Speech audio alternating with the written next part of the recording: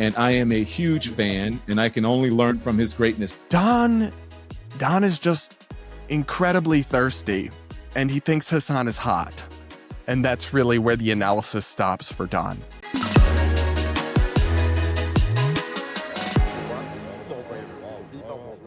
And up next, we're going to check in with Hasan Piker, the left-wing streamer, self-described socialist and radical, who infamously, of course, did say that America deserved 9/11. What a lovely and totally normal thing to say.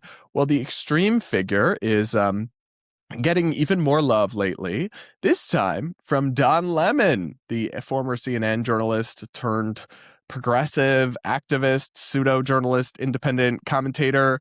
And apparently they had a little love fest where Don had a bunch of people on his stream, including Hasan Piker, and Hasan made some truly unhinged remarks that we're going to get to.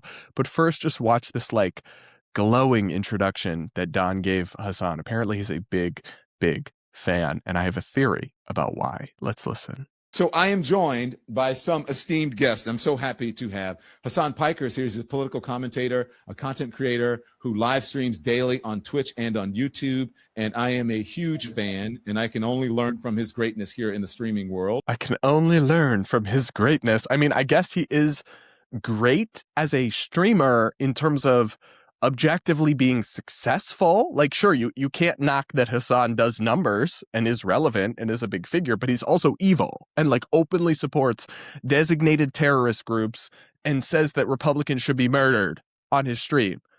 What part of that is not clocking to you, Don? Or do you also agree with those sentiments?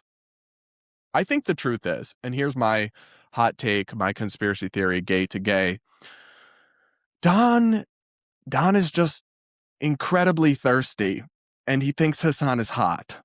And that's really where the analysis stops for Don. I think that's it, honestly. I gotta be so for real with you guys. But wait till you see the the political analysis that Hasan offers during this stream with Don Lemon is some of the dumbest shit I have ever heard. And that is saying something. Talking about the internet and political content.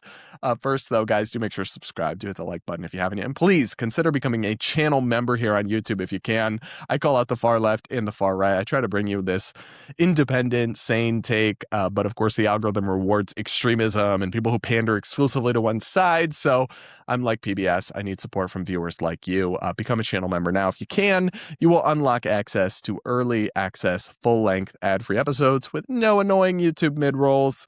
Anyway, back to Hasan here. Let's listen to the profound political insights about Democrats that he offered to Don Lemon's audience. Listen to this. We need these people, and we need to embrace them and amplify these people who are having second thoughts and who are regretting their vote. There's a lot here where I live. Can I So Anna Navarro, who of course I have beef with, she's the one who was racist to me on CNN, but she's making the point that if you are a Democrat and you care about Democrats winning elections, you shouldn't condemn or blast people who voted for Trump and who are regretting it or changing their mind. You should welcome them and be like, yes, welcome to the right side. Thank you for seeing the light. And that's the kind of thing that's just obviously true if you at all are aware of how politics works. And part of the problem with the progressive left was that they punished converts for past impurity. Oh, well, now you support gay people, but 10 years ago you used the F slur on Twitter. You can never be allowed to perform in public or at big events or anything like that.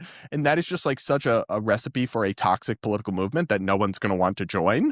And so whatever you think of Anna Navarro, it's a pretty uncontroversial point from just the Democratic strategist perspective. But of course, Hasan had to jump in and make it clear that Democrats shouldn't pander to Republicans by being transphobic or racist, which is apparently what he thinks they have done in recent years. I must have missed that part. Anyway, let's let him yap. Say something? I know I've said a lot. The thing I was going to say is this. There's this calculation that takes place every election cycle in the midterms, only in the Democratic Party, by the way. This never happens in the Republicans, what I'm about to say, which is How do we get these racists on board? Oh, we have to become a little bit more racist. Oh, we have to become transphobic. Oh, we have to do this. We have to do that. No, we want those voters to come and vote for the Democratic Party or to vote for the most progressive politician that's available. We want them to do that. But we don't want them to do that by conceding on these ridiculous lines. We want them to do that because we're offering something to every American unconditionally. Medicare for all is obviously a great example of this, because at the end of the day, racists need health care too. Racists need a roof over their heads too. And if they have that roof over their heads and if they have that health care, maybe it's going to be a little bit more difficult for them to act out on their racist desires. So my argument always is, instead of trying to bargain with them and instead of trying to concede on these, culture war narratives, offer them something to vote for the first time ever, instead of taking a defensive position and allowing the Republicans to dominate the conversation. What? I'm going to give you all of my thoughts, and I have many, but first I just want to read you a couple tweets from center-left Hasan critics. One woman named Mag D. Jacobs wrote, "Literally the opposite of reality. Dems moved left on social issues from 2012 to 2016, and then again from 2016 to 2020. Biden was historically pro-LGBTQ and also centered Black American rights plus equality in his presidency. Harris changed nothing in 2024. This man is lying, dumb, or both." Another account called LGBTQ for Dems wrote, "I think Hasan is partly just stupid, like actually dumb and uninformed, and partly just a wealthy conservative grifter posing as a leftist." I don't agree with that last theory. I definitely don't think he's a closet conservative. I think he is a Marxist who is not that bright, yes, but let's talk about this for a moment. Hasan Piker's theory of what went wrong with Democrats is that they haven't been pro-trans enough, they've been too transphobic, and they've been too racist and not woke enough on racial issues. Is he living in the same universe as us? Because literally, the Biden-Harris administration was all in on everything trans-related, to the extreme of uplifting and supporting child transition treatments and surgeries and everything that were not supported by evidence. I think Biden would take the line that he doesn't support surgeries, but he supports, obviously, the chemical castration and hormone transition, which is the far more important predecessor to the rare surgeries that did happen. But they even failed to take a basic stand on things like trans athletes not belonging, or biologically male trans athletes not belonging in women's sports. Kamala infamously defended taxpayer-funded trans surgeries for illegal immigrants and prisoners and never actually rolled back support for any of this. And his theory is that they were too transphobic and not pro-trans enough. And that's why the public didn't. Now, if his message is to offer people more free stuff might help you win, I mean, he's not necessarily wrong about that. Now, the problem is that a lot of their pie-in-the-sky plans for free everything, just tax the rich, all this doesn't add up and relies on very faulty economic thinking and relies on, but politically, as a strategy, running on giving people free stuff is a good strategy. And so he might be right about that, but not at the expense of and still clinging to all the insane, out-of-touch cultural and social extremism that made Democrats kind of radioactive with normies. He's saying, no, stop leaning away from that. Lean back into it. Lean more into it. And he's supposed to be a serious political commentator. He's supposed to have his finger on the pulse of what's happening in America, and yet that's his advice. I find that truly bizarre because it is exactly the two issues that he identified, racial and identity politics and trans and gender extremism, that alienated the Democratic brand from mainstream America. It's not the Democrats' economic and healthcare policies that alienated them, that made Trump win again in 2024. It was their social and cultural issues and how they were perceived to have drifted into radical and extreme territory, because in many ways they had. And yet he's saying exactly that is what they should lean into. And he's also just like hallucinating.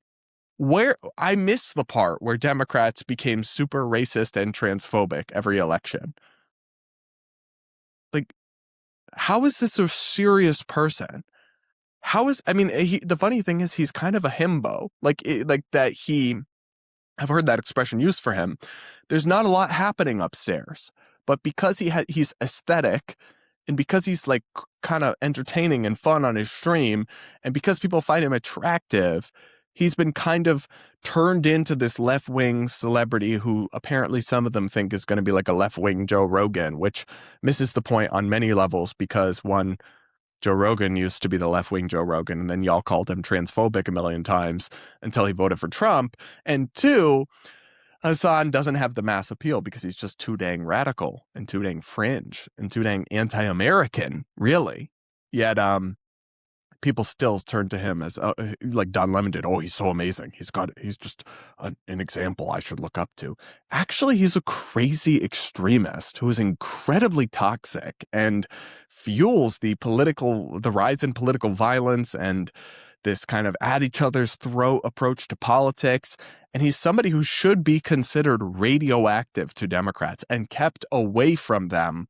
But yet you have them continuing to uplift this guy, even though he doesn't even know what he's talking about, as this clip makes clear once again. I don't know, guys. I find it perplexing. I find it bizarre. But y'all will have to let me know what you think in the comments below. Make sure to subscribe if you aren't yet. Do hit the like button and consider becoming a channel member to support my work.